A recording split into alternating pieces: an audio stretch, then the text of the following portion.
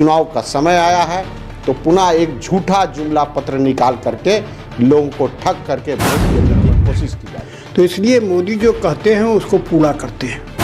उन्होंने इतना था कि 2 करोड़ युवाओं को, तो बेरोजगारों को हर प्रत्येक वर्ष घोषणा किया है किसानों के लिए, वो केवल जुमला ही जुमला है। भाजपा ने अपना मैनिफेस्टो जारी कर दिया है और ये मैनिफेस्टो 4 स्तंभ पर है: महिला, नारी, युवा और किसान। और इस मैनिफेस्टो को राजनाथ सिंह ने कहा है कि एक सोने की तरह मोदी की गारंटी है, और जिस तरह सोना की गारंटी है उसी तरह मोदी की गारंटी है। हमारे साथ कुछ लोग हैं, उनसे हम बात करेंगे। सर, ये बताएं कि ये जो घोषणा पत्र है ये सच में क्या मोदी की गारंटी सोना की तरह है? गारंटी क्या? बिल्कुल मोदी की गारंटी है। और यही कारण है कि मोदी जी ने जब सत्ता संभाला था तो उन्होंने कहा था कि न खाएंगे और न किसी को खाने देंगे। और आप देखें कि उसके अनुसार जो लोग खाए थे वो आज कहाँ पर हैं? सब जेल के अंदर बंद हैं। तो इसलिए मोदी जो कहते हैं उसको पूरा करते हैं। उन्होंने इस घोषणा पत्र में या संकल्प पत्र में इस बात की भी घोषणा की है कि भ्रष्टाचारियों के खिलाफ और भी सख्त कदम उठाए जाएंगे। तो इस तरीके से उन्होंने एक इशारा कर दिया है कि इस देश में गरीबों को लूटने वाले को किसी भी कीमत पर बर्दाश्त नहीं किया जाएगा। चलिए, मोदी जी बोले हैं भ्रष्टाचार को खत्म करेंगे, जैसे कि घोषणा पत्र में था कि जो पेपर लीक का जो मामला आ रहा था बार बार कि पेपर लीक पर एक कानून बनाएंगे और उस सख्त कानून के तहत उनको सजा दिलाएंगे। मगर मोदी जी जो वादा करते हैं, क्या वादा पूरा होता है?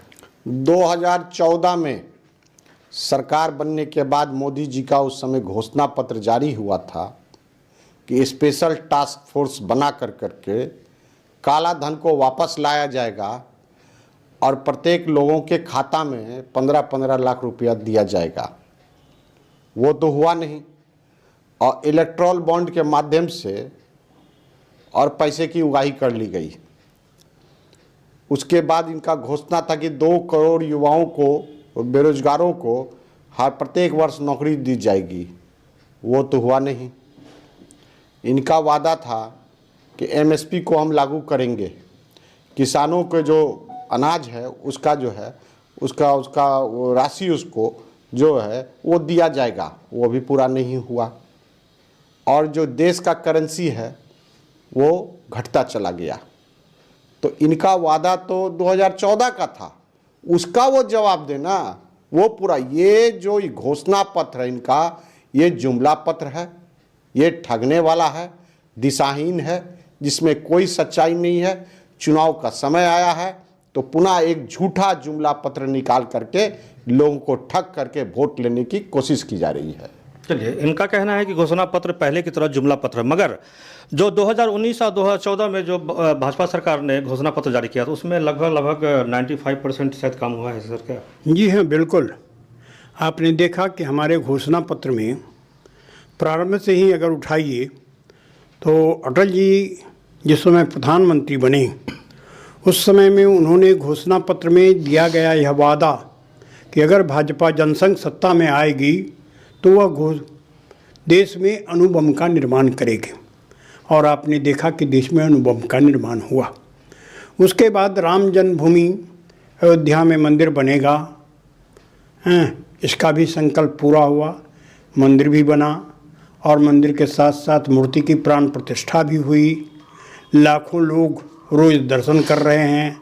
इस घोषणा पत्र में भी अयोध्या के और विकास की बात कही गई है। अयोध्या के और विकास की बात की गई है, साथ ही रामायण उत्सव मनाने की भी बात की गई है। मगर सर, अभी पूर्णिया में जो है लोकसभा चुनाव है, तो पूर्णिया का विकास हुआ है क्या? पूर्णिया का विकास हुआ है, नहीं हुआ है सो बात थोड़े है। पहले यहाँ क्या कमिश्नरी था, हम लोग रोज उसके लिए संघर्ष करते थे कि भाई पुराना सहरसा कहाँ का हमसे भी ज़्यादा पीछे रहने वाला वो बन गया। और हम 1717 ईस्वी का पूर्णिया कमिश्नरी के लिए ललायत थे और अंत में कमिश्नरी भी यहाँ बन गया। लड़जगर के यहाँ पर विश्वविद्यालय भी बन गया। लड़जगर के यहाँ पर आपको मेडिकल कॉलेज भी हो गया। तो सब कुछ हो गया। और एक मांग हम लोगों की जो थी वह मांग अभी तक बाकी है, और वो एयरपोर्ट की उड़ान की मांग। और दूसरी मांग ये थी कि यहाँ पूर्णिया के अंदर जो है हाई कोर्ट का बेंच, उसकी स्थापना होनी चाहिए। इसके लिए हम लोग संघर्ष कर रहे हैं और उम्मीद करते हैं कि इस मांग को भी मनाने में कामयाब होंगे। अभी दो मांग सर ने बताया कि पूर्णिया में एयरपोर्ट की मांग है, तो अभी हाल फिलहाल में एक दिन पूर्व जो है तेजस्वी यादव ने भी घोषणा पत्र जारी किया है आरजेडी का, उसमें पूर्णिया में एयरपोर्ट की मांग भी है। ये बताइए एयरपोर्ट यहाँ के लिए कितना महत्वपूर्ण है और ये मांग है, इसको कैसे देखते हैं? देखिए, एयरपोर्ट तो पूर्णिया में वर्षों पूर्व होना चाहिए था, और जो माननीय प्रधानमंत्री जी का 2014 का जो स्कीम था उसमें जो है पूर्णिया एयरपोर्ट था। तो आज तक जो है 8 बरस हो गए, अभी तक एयरपोर्ट की दिशा में कोई कारगर कदम नहीं हुआ। और अब तो सरकार इनकी बिहार में और प्रदेश देश में भी है, तो ये तो बड़ा दुखदाई है। और यहाँ के जनप्रतिनिधि को तो चेहरा दिखाना नहीं चाहिए। और इन्होंने जो बताया कि पूर्णिया में विकास हुआ, तो विश्वविद्यालय जो बना, तो मैं पूर्णिया कॉलेज छात्र का अध्यक्ष था, और 90 में जब उसके बाद जो मंडल विश्वविद्यालय मधेपुरा में बना, तो हम लोगों ने विरोध करके कॉलेज को अनिश्चितकालीन बंद किया कि पूर्णिया में विश्वविद्यालय की स्थापना हो। तो ये लड़ाई तो हमारी पुरानी है।